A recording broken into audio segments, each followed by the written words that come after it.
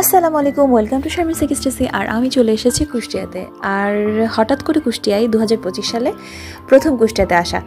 সেটা হচ্ছে যে গত বছর আমি এসেছিলাম, আমার বড় মা মারা গিয়েছিলেন রাজিউন 107 বছর বয়সে। সেই তো তাকে দেখতে আসা হয়েছিল, তারপরে আর আসা হয়নি, সেই গিয়েছি। আর এখন সময়ের এত স্বল্পতা, সময় করে ওঠাটাই আর কি খুবই কঠিন।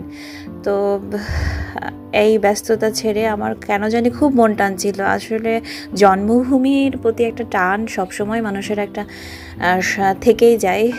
তো সেই টানেই হয়তো আসা, আমার শ্রদ্ধেয় মানুষদের সাথে একটু দেখা করা, আমার বাড়িতে সময় কাটানো, বাসায়।